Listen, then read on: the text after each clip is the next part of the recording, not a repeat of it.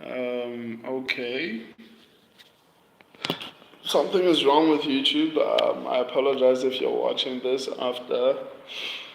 But anyway, um, welcome to the stream, my people. I'm going to be doing Malcolm Wellmaker versus Cameron Saaiman. It's actually surprising that they've actually set them up like this because I would assume, actually, it's not an assumption. I think Cameron Taiman probably is ranked a little bit higher than Malcolm Wellmaker, especially considering he's been performing in the UFC and a lot of the competition he's been facing has been a little bit better in my opinion, but it is what it is.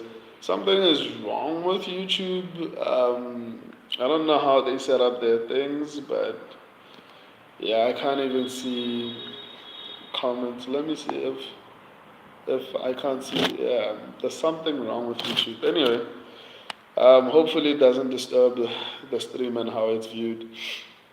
So, as always, I mean, Wallmaker is not necessarily UFC. I think he's only had a fight on the Contender Series. Let's look at his resume, a little bit of his resume. Um, that dude in that dude in the comments is saying you deleted his comment when he gives predictions. The troll dude.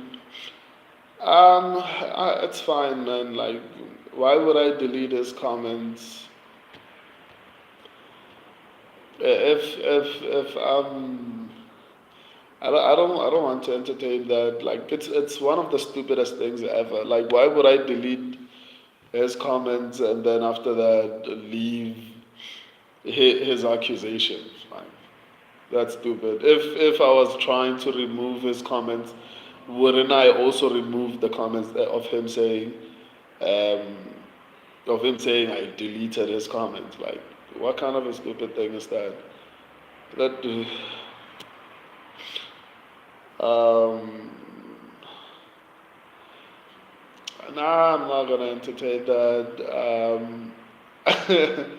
I know who it is. I'm just not gonna say it. But yeah, that's fine. That's why I'm not even going to entertain it. Anyway, um, let me see. What's the guy has only fought on the Contender Series, to be honest. So there isn't really much to judge him on because for me personally, fights outside the UFC, a little bit sus, to be honest. Let me see. It's a little bit interesting to see how this fight is going to play out because from what I've seen, I feel like Wallmaker is actually a very decent fighter. However,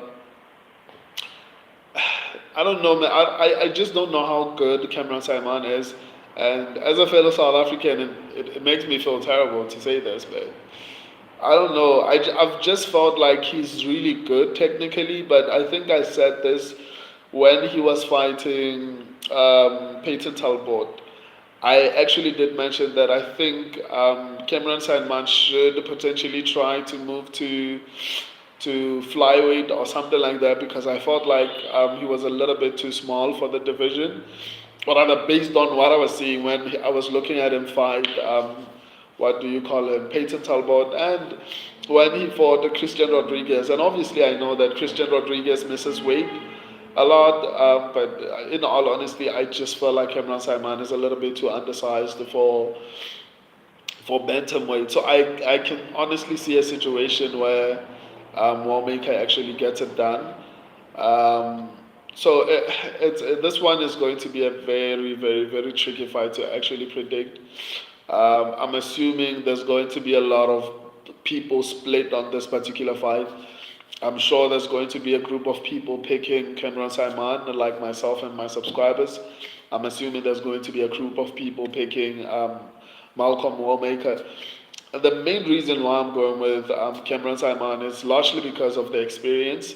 A lot of I don't know what happened, especially since last year. It didn't start this year. If you've been paying attention, I feel like UFC fighters have somehow leveled up a little bit, and that's why we are getting so many upsets whenever they fight regional fighters, which is honestly odd, but I know a lot of people think it's something that just happened recently whereby we are seeing a lot of upsets. But for me personally, I feel like it started last year or somewhere there. I started to see a couple of people being fraud checked a little bit, and it got worse this year. It just feels like UFC fighters have just went on a different level. That's one of the reasons why I'm picking Cameron Saaiman. I still feel like he's very small and for the division, and as a result, I don't feel like he has that much power. So he's a volume striker, and that's essentially why I feel like he's been losing a lot of the fights that he's been in. Not a lot. I mean, the guy has lost, I think, twice in the UFC, in his career in general. So maybe saying he's been losing a lot is a little bit harsh, but I still maintain that I feel like he's too small for the bantamweight division.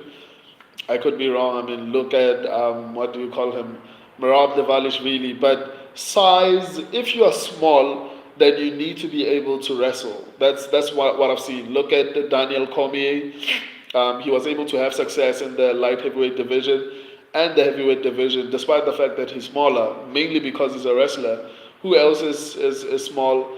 Well, Henry Cejudo was fighting in the right division. Look at Merab Devalishvili is another example of a short guy who managed to have success because of his wrestling. If you look at smaller guys fighting in heavier divisions, normally you are going to have success if you're a wrestler. If you're a striker, it's going to be a little bit challenging, which Cameron Saaiman is. And I feel like as a striker, you need a bit of a size advantage, which I think he will have at flyweight. So, I mean, it's up to him if he wants to continue fighting at bantamweight. I still feel like let's look at the height actually, and see how tall the guy is. Yeah, exactly what I'm saying. I mean, Cameron Saaiman has a 67-inch reach, whereas Malcolm Wellmaker has a 71.5-inch reach. So it's honestly going to be very interesting to see how this one plays out. I still maintain Cameron Saaiman is too small for this division, to be honest. Um, Wellmaker is undefeated. Cameron Saaiman has lost two fights. So honestly, I can see a situation where either of them loses or either of them wins. So as far as striking goes, Wellmaker has a lot of volume, but it's easier to have a lot of volume against someone who is not UFC tested, basically. It's easier to say, okay, I'm going to throw a lot if there isn't a lot coming back in your face, right? So I'll give him that. I think he has a lot of volume. Let's see the finishing ability.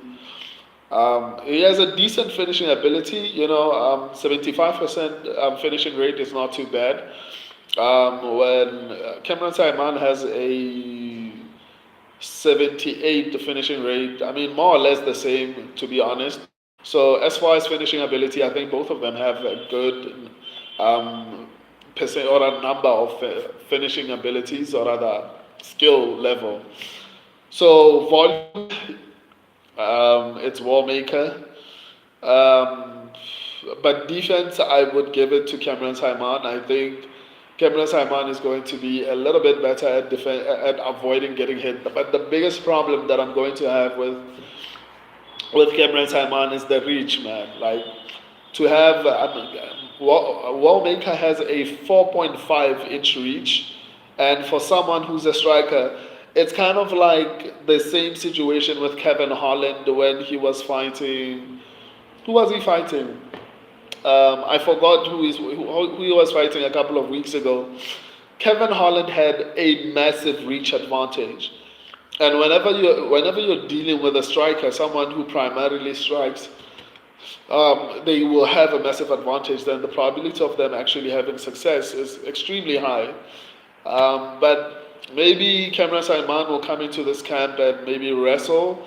And I don't know. I mean, I've seen him get a couple of takedowns. I've seen him get taken down. I've seen him attempt submissions. So maybe he mixes it up. But in all honesty, I'm not very confident in my pick of Cameron Saaiman. My subscribers are also going with Cameron Saaiman. I honestly can see a situation where Malcolm Wellmaker actually gets this one done. So yeah, I mean it is what it is. Um, let me reply to your comments and see if maybe I should bounce on. Um, I don't know why YouTube has made things like this because like it's upside down. Rifler, he's gonna come back after Saturday and say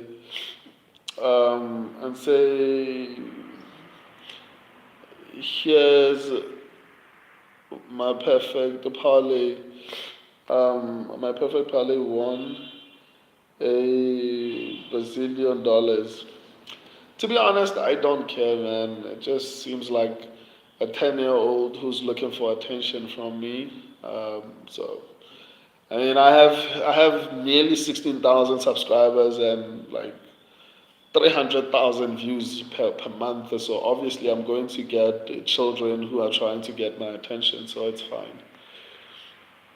But by the way, I've never ever deleted any. There are people who have been racist and said horrible things to me. Why would I start deleting people's comments? I'd much rather respond. Like, why would I start now? It's so stupid. So that's why I don't give it attention. I get that there are 10-year-olds on my channel, probably. That's the only explanation to that kind of behavior. It's a child looking for attention, so it's fine. I'm skeptical on this fight. The Cameron can grapple, but he's too chinny. Think Wellmaker can dot him up on the feet and win a decision. I don't know about a decision. I can see a situation where he finishes him. If anyone is going to win a decision, it's probably going to be Cameron Saaiman. Cameron is more well-rounded. Yeah, that's true. But I still maintain that Saaiman is too small for the division. I guess we'll just have to wait and see, and if I'm going to be proven wrong. But yeah, I still genuinely feel like Cameron Saaiman needs to actually move from the division that he's in. Um, YouTube has put my but again, comments sideways. That's why when I read, you see me doing this, it's because they are appearing in a different way. So basically, the orientation is like this, like the orientation of my phone, like how I'm seeing. YouTube has made things like this. So when I put the phone like this, I have to tilt my head sideways in order to read your comments. So that concludes this breakdown. I'm left with. I saw there's a new replacement. Apparently, there was a fighter that was arrested for something for something to do with kids and assault. I don't know if I should even talk about that, but I think I'll do a breakdown particular for the new fight. I think they replaced that person with someone young. I don't know, not young, not like young. The guy's name is I don't know something young. So I'll do like a breakdown for that particular fight. Post the full card picks for UFC next week. Um, Full card picks or predictions. What do you? Yeah, no. They are going to be coming out on Saturday. The full card predictions are going to come out Saturday.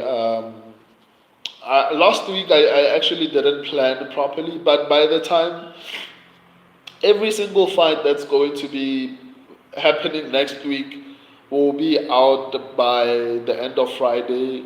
Full card predictions for next week will be out on Saturday, this Saturday. So by next week everything will be fine. Like everything will be perfectly fine. At this point, I'm posting ahead, but by next week Friday, everything will basically line up perfectly. So yeah. Uh, Up here, Rifler, so far I agree with the picks you have made. Yeah, I went back to my old like the one last year when like I was getting only two or three wrong, or one sometimes, and I even got like like a clean sweep basically near the end of the year. I went back to the strategy, but I saw some few things that were working on the strategy that I was using. So, for example, at UFC Mexico, I got only one fight wrong. So I took elements of what I felt like worked in that strategy, and I combined it with my strategy from last year on this particular card. So I'm interested to see how that goes. So let's see how that, and I like how I picked based, because when I break down the fights, it's when I try to convince myself if I'm right or wrong. Because what I like to do is to point out the good qualities and bad qualities for both fighters. And so far, I agree with a lot of my predictions. I was skeptical initially about picking Abbas Magomedov, but after breaking down the fight, I'm a little bit more confident in Magomedov, but anything can happen. Pereira has finishing ability. Similarly with Andre Muniz, a lot of people are high on Ikram Aliskerov, and I understand, but for me, I'm not too high when the guy has only beaten trash cans, to be honest, in the UFC. I mean, he's only ever beat two people in the UFC, whereas Andre Muniz has only lost to Paul Craig and Brandon Allen, which are solid losses, you know. So I don't know. I guess I'm still waiting to be proven wrong. Maybe I'm the one who's left behind on the gravy train. I'll wait for that. I'll wait to be wrong in order for me to be like, okay, he's actually talented. But at this point, he's very unproven. He beat two trash cans in. Who's that guy? Phil Hawes and who's the other guy? Wally Alvarez or something like that. Those are the two people he beat in the UFC. And for me, that's not enough to say, oh my God, Ikram Aliskerov is incredible, especially because I remember the fight with Wally Alvarez. Ikram Aliskerov was getting touched up a little bit. So for me personally, when I look at, okay, Andre Muniz has decent wins in the UFC and has only ever lost to Paul Craig.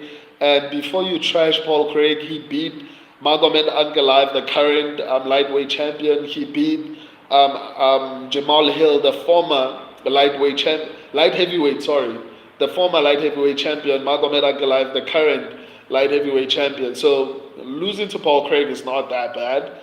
Losing to Brandon Allen, who's currently in the top 10, is not that bad. So I'm sticking with my pick of Andre Muniz. I feel a little bit more confident in what the decision I made. I'm okay with being wrong on this one. I want to see if I'm wrong. So yeah, I'm a bit more confident in my picks this week, but who knows? I guess we'll find out. I'm going to be live for the watch along. Sorry, let me respond to your comments. There's this guy who's been posting a lot. Jay, what would be the odds of me versus you? I don't know. I think I punch pretty hard. I think I can knock out a lot of people. I don't have technical skills, but I think I have power, you know. So I don't know what the odds are. It also depends on your size, your conditioning, and a lot of other things. I don't know you, but yeah, if you ask me if I can knock you out, I know I can knock out anyone. Just that I don't think I have enough technique to actually land, depending on how skilled you are. So yeah, Onama loses. Okay, that one is a little bit close, but for me, I mean, the level of competition between that Giga Chikadze has won against, and the level of competition that David Onama has won against, for me, it's like There's not a heavy difference. I know that people are going to say, yeah, but he lost to this person and he lost to this person. I don't really give a damn about who he lost to. I give a damn about who he beat. And who he beat for me, there's no high level win for me. And he's like 36 years old. So maybe Giga is going to be able to actually pull it off. Um, I guess we'll see. I guess we'll see. Um, Giga winning, bro. What strategy do you use? It's a mixture of tape and the statistics. The one that I'm using from last year, it's a mixture of tape and statistics. Yeah, a variety of statistics, but there's a way. I don't just look at statistics and say, "Oh, there's no." There's a way I apply my statistics. So even if we look at the same thing, what you see is not what I'm going to be looking at, right? So there's a way in which I do it, which is what I was doing last year, but I found some few things this year because I've been testing out new strategies this year. So I saw some few things that work, and I'm trying to merge them with my prediction from last year because my prediction from last year was giving me an average of between 68 to 70% prediction accuracy. So I'm trying to push it at least above the 70% limit. So let's see how this week goes. Um, Giga is winning, bro. Oh, okay. We'll see. I mean, there's a lot of close fights on this particular card, so anything can happen. For example, Cameron Saaiman versus Malcolm Wellmaker is one of them. You have a better shot at predicting this fight by flipping a coin. Because even though I feel like Wallmaker is good offensively, he's not that great defensively. And on the other hand, Saaiman is more well-rounded and he is very good defensively, especially when it comes to striking. So it's hard to say, to be honest. I can see a situation where Saaiman wins a decision, but at the same time, Saaiman is a little bit too short for me. He's under. I've been emphasizing this point. He's a little bit too short for me for bantamweight. Maybe I'm wrong, but I just feel like if you're going to be short, you need to be a wrestler. In a, if you are fighting people heavier than you, for me, you need to be a wrestler. If you're not a wrestler, chances are you're going to lose like 60 to 70% of the fights. That's how I feel. If you're fighting heavier fighters, um, Ikram only has a hype because he's Dagestani. I honestly agree. I don't like that narrative. Maybe it's true, but I still am not sold on Ikram Aliskerov's hype. Um, Wally Alvarez and Phil Hawes are not great wins to say, oh my God, he's the best prospect in the UFC. No. This fight is when we'll see how good Ikram Aliskerov is. I know that Andre Muniz is not the best, but go look at Andre Muniz's record and tell me if Ikram Aliskerov has fought the same level of competition. I know I'm the kind of person who always says, yeah, don't tell me about who this guy beat 5 years ago, but what I'm now speaking about is the level of competition that this guy has faced, right? And he has beaten. Andre Muniz has good wins in his record. Whereas, I will repeat this again, Ikram has only beaten Phil Hawes and and Wally Alvarez. That's not enough for me to say he's going to run through Andre Muniz, right? If Wally Alvarez and Phil Hawes make you feel like Ikram Aliskerov is going to run through Andre Muniz, then I can respect that. Maybe you're right. I guess we'll see.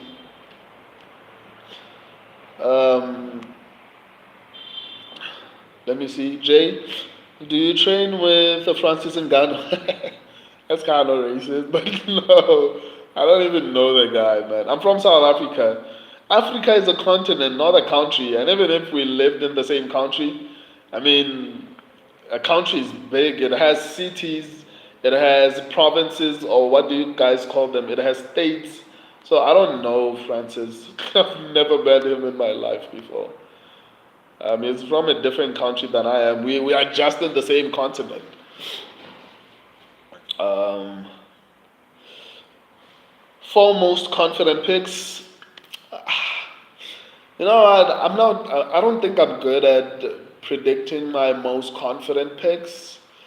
Um, Mainly because even when my picks were like top notch, I'm talking about like last year, the people that I would pick would be the only people that lose. For example, when I picked Dudakova was the only person who lost in that particular card. That's the only fight I got wrong, right? I think it was the Saudi Arabia card. I can't remember. Was it the Saudi Arabia? There was a card whereby I picked Dudakova and it ended up being her that I got wrong only, or two. I think I got two fights wrong on that card.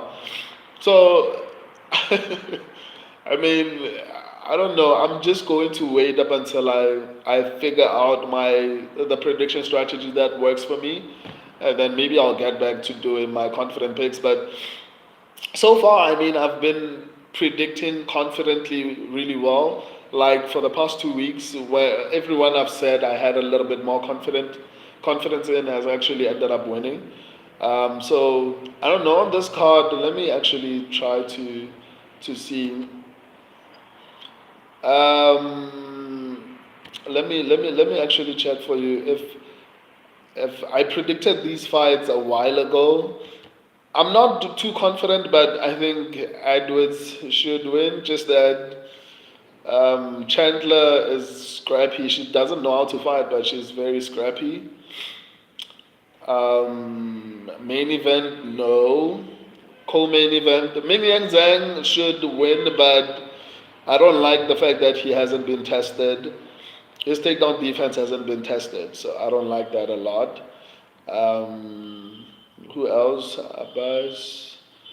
I think my most confident pick would be Randy Brown. I think he should definitely win that fight. Who else? Uh, I don't know. I also picked John Castaneda. I think John Castaneda. I think Chris Gutierrez sucks. He's only good enough to beat certain people. I don't think he's that good, but I guess I could be wrong. We'll see. Yeah, no, man. The only people I would say I have a little bit of confidence in would be Randy Brown and maybe Jocelyn Edwards. Beyond that, I don't think I have anyone who I feel that confident in. Um, Wellmaker said he's gonna knock him the F out. Okay, we'll see, man. Like Cejudo. Okay, how do you think Muniz beats Ikram? I don't know. It's hard to say. It's hard to say. But decision on the feet. I broke down that fight. Maybe go look at Ikram Aliskerov um, versus Andre Muniz. I actually broke down that fight. Maybe take a look at it. I tried to make my point in that particular breakdown. So maybe look at it and tell me what you think. Um, oh, you train with Drickers? No, no, I don't train with Drickers, but I've been at their gym. But no, I don't train with Drickers. Prates, Amorim, Ming Yang Zhang, and Brown. Okay, that's pretty solid. Oh my God, I had eight leg parlay paying 17,000 USD, and Dudakova made me lose. um, oh yeah, John and my Jimmy winning. I don't know who that is, man. I've made this stream longer than it has to be. Join me tomorrow again around this time when I break down the remaining. I think I'm going to break down two more fights tomorrow. I love and appreciate all of you. Thank you guys for joining me. Until tomorrow, deuces. If you're new to the channel, go to the live section. I've broken down every fight, not every fight. I think there's a couple of fights that I'm left with. You can check the video section and the short section as well. There's a lot, even the community section, so check that out. Um, John C. Oh, thanks, man. No, I appreciate that, man. First time seeing you live, I think. So welcome to the stream. Join me tomorrow. Until then, I love and appreciate all of you. Deuces.